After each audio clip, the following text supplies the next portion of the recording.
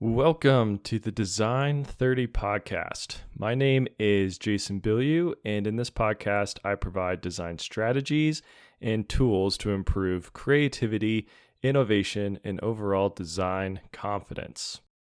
Today, we will be talking about positive and negative feedback loops. But before we get into that, I need to say, as always, please subscribe to the podcast on whatever your podcatcher app is. You can follow Design30 on Instagram, and you can also become a subscriber on YouTube. And then, as I've mentioned a lot in the past, I also have a Substack, so you can find Design30 on that Substack and become either a paid or a free subscriber there. And then I also just want to announce that I will be posting as a guest blogger on a website that is, I'll keep a secret for now, but I will release that this week, most likely. So yeah, keep your eyes out for that.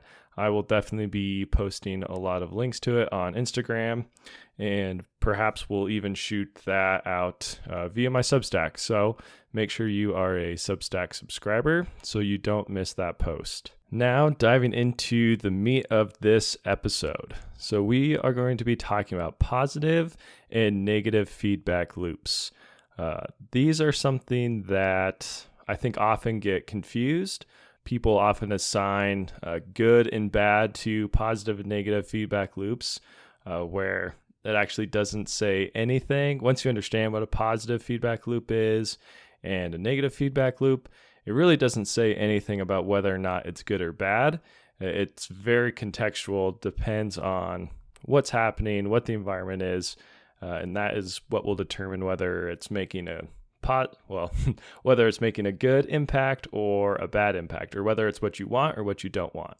So the definition that I pulled from the Universal Principles of Design goes like this: a relationship between variables in a system where the consequences of an event feed back into the system as input, modifying the event in the future. So it's just a relationship between variables in a system, and when you perform something, an action or event occurs, there's feedback that goes back into the system as an input, and then that modifies what happens, or rather modifies the output from that system, which is then fed back in as input, and then that comes out as output, and that's how you get your feedback loop. And this is important in design because, as you will see very soon, there are a lot of potential positive or negative feedback loops that can creep into your design. They can creep into your business. Essentially, every action you do, there is a possibility for a positive or negative feedback loop. So it's really important to understand these two concepts. So putting it simply, a positive feedback loop is feedback that increases or amplifies the output. So it's an event that amplifies. And then a negative feedback loop reduces that event. It dampens. It's an event that dampens the possibility of that event happening again or increasing over time.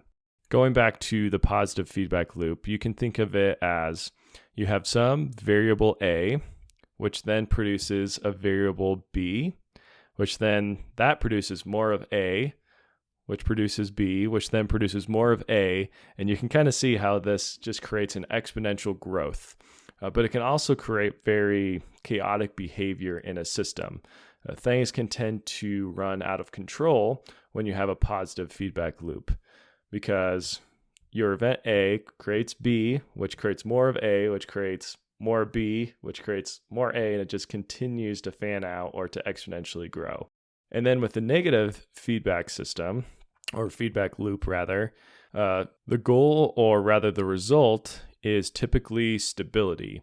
A negative feedback loop is often trying to maintain some sort of equilibrium or homeostasis. It's trying to maintain that same state, and it resists change. In this case, some sort of change happens to the system, pushes it away from equilibrium, and a negative feedback loop pulls that back to equilibrium. It kind of works against these big or not even big. It just kind of works against these changes in response to or in proportion to the size or the impact of that change. So it's always trying to maintain stability. And a good way to understand these, as always, is to look at some examples. So the first example for a positive feedback loop is looking at a microphone and a speaker system.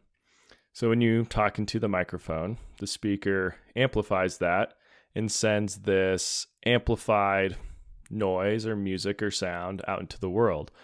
But if your microphone is too close to your speaker, then your microphone actually picks up that amplified noise, and then it goes back through the system, amplifies it again, comes out the speaker, and then the microphone picks up that amplified noise, goes back through the system, amplifies it again. And we've all heard this when someone's trying to set up a microphone and a speaker, right? It's that loud feedback, that screeching noise that is just like one of the worst sounds you can ever hear, just pierces your ears. So that's an example of a positive feedback loop. It's the sound just being amplified over and over again by this system. Another example, and a lot of these positive feedback loop examples tend to be negative, or at least they tend to be bad things. That's definitely not always the case. However, a lot of the simple examples of a positive feedback loop just so happen to be bad things. So those are what a lot of my examples will be. However, definitely don't take away that all positive feedback loops are bad, because that's absolutely not the case. But the second example is social media and clickbait news. The idea here is that a company, a news agency, whoever it is, puts out some clickbait news to see how people react to it. And if on social media, everyone is clicking on this and sharing it, that's going to send feedback to this news agency, whoever's releasing this article, that people like that clickbait news. So what are they going to do? They're going to write more of it. They're going to put that again. And if you click on it, share it, like it, they're going to see that as well. And it's this positive feedback loop of the more you interact with these clickbaity articles, the more they're going to put them out there. So it's just going to grow and grow and grow until something happens that causes it to decrease. Maybe that's people eventually get tired of it, and then that starts coming back to some homeostasis or stability. And that's actually an example of a negative feedback loop. And as you'll see in reality, a lot of these positive feedback loops will grow out of control for a while, but then there's something that will control them and bring it back towards some sort of stability, some sort of homeostasis state. But a third example of a positive feedback loop, this one I pulled from, again, the Universal Principles of Design, which, again, I can't recommend enough. I think it's a really good, simple, approachable book for understanding a lot of these concepts. But they give the example of a football helmet. So early on in football, helmets were made of leather. There wasn't really any padding or any sort of protection or extra protection built into it. So there was a lot of injuries, a lot of head injuries, neck injuries, things like that. So eventually they decided, well, why don't we build these things out of a hard plastic to protect the head and the skull, and we can add some padding on the inside, which should add even further protection. But what they didn't account for was, now you put on this plastic, hard, padded helmet, people are going to hit each other that much harder. And now they're going to think that their head, brain, and neck is all protected, so they're going to act even more reckless. So this is an example of a positive feedback loop, because this change to the system being football, actually, instead of reducing injuries and reducing head injuries, caused them to increase. This change that had been hoped to be a negative feedback loop to reduce the number of head injuries and neck injuries to some smaller, lower level, some stable, low level or low rate of injury didn't actually work. It increased the amount of injuries. It increased how players were playing, or increased the amount of recklessness that they were playing with, and actually led to harder hits and more injuries. And here's where I want to throw in a little side note for what we talked about a couple weeks ago with the Q collar. And in that podcast, I described how this new device, a Q collar, uses this cool, innovative idea of actually increasing the blood volume in your brain to reduce space in there for your brain to move around and get traumatic brain injuries. And I think this is a really good example of a change that actually wouldn't cause a positive feedback loop, because that cue collar is very unlikely to make someone feel more protected or more invincible. It doesn't have that same effect of this hard plastic helmet with this nice padding on the inside all around your head where you feel protected. The cue collar is just this little thing that goes around your neck, and it is protecting you in this way that I described in detail in those previous episodes. However, it's not giving you that feeling of invincibility that I think these harder padded football helmets are doing. So it's much less likely to have this positive feedback of actually increasing injuries to the head and neck area, as we saw with plastic helmets versus leather helmets. So that's positive feedback loops. Now let's move on to negative feedback loops. And again, negative feedback loops are typically used to maintain stability, to maintain equilibrium in a state of homeostasis, trying to maintain the same state. But they can, the negative part of negative feedback loops is they can lead to stagnation, unchanging, they can be non-responsive. So there definitely are outcomes from a negative feedback loop that aren't necessarily good. So there are bad aspects of a negative feedback loop, even though a lot of these examples, again, that I'm going to give will tend to be more positive. The positives of the negative feedback loop. It gets confusing, but I think you understand what I'm saying. So the first example is police enforcing the law. So this is an example of a negative feedback loop, because let's go through a quick example of you're speeding, you get pulled over, you get a warning from the police officer, and they tell you to not speed anymore. And that has a tendency for most people to reduce their speeds. They're a little bit more cautious when they're driving. If you're going, 20 miles per hour over the speed limit, you're going to get pulled over and you're going to get a ticket and probably a fine. And that's a good way of incentivizing people to stop speeding.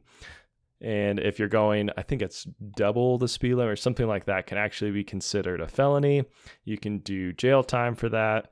And so again, that's a really big response or feedback to something that the police are trying to prevent. So they're trying to maintain this stability, this safe environment on the streets, safe traffic, encourage good drivers, all of those sorts of things. So it's trying to maintain this safe and stable and predictable traffic. So that's the goal of the police enforcing the law. It's a negative feedback loop. They're trying to prevent people from doing these things that will cause instability in the environment, in your city, in your town.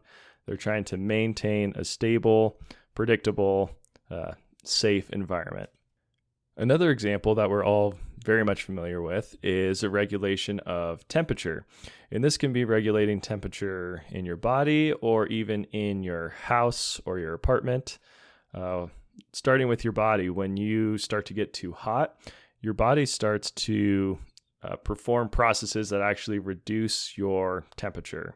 This is why it's often recommended before you go to bed to take a nice hot shower, maybe do a sauna, because for your body to fall asleep, your body actually needs to drop in temperature by a few degrees to help get you to fall asleep.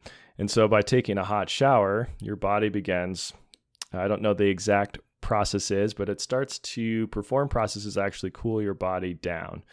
And then the same thing happens if you take a cold shower or do a cold plunge.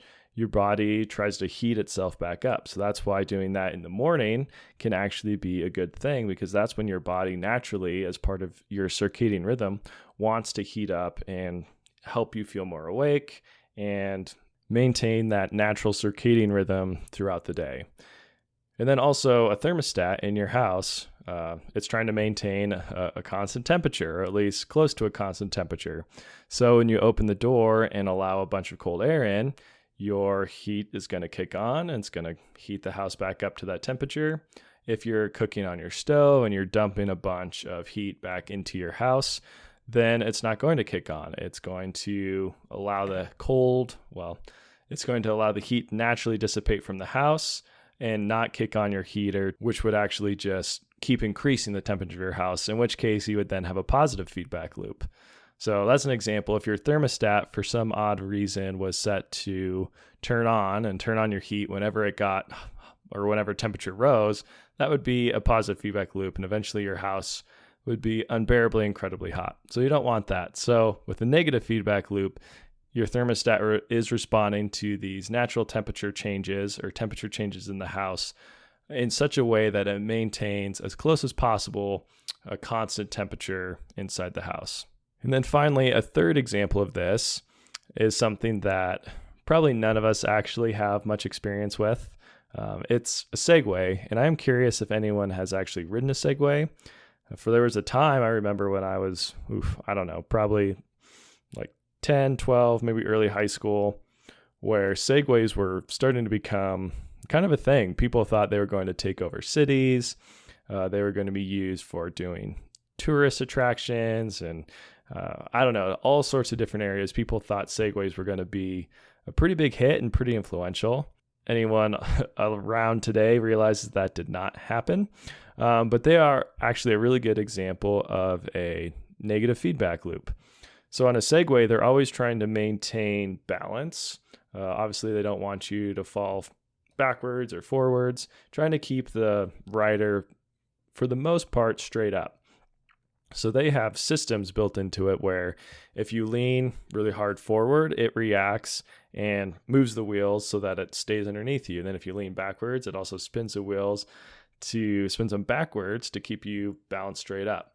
So this is a negative feedback system. The amount that you lean forward or pull backwards, it's going to react in proportion to that to keep you as balanced and as standing straight up as possible. So again, the design and the system of a Segway is made to maintain this stability, and it's designed to react to your inputs of forces of leaning forward, leaning back, and to spin the wheels, or rather drive the wheels forward or backwards to keep you in that constant upright position where you're not at risk of falling off the Segway. So those are a few quick examples of positive feedback loops and negative feedback loops. And I think some of the main takeaways from this are that actions and reactions are obviously connected.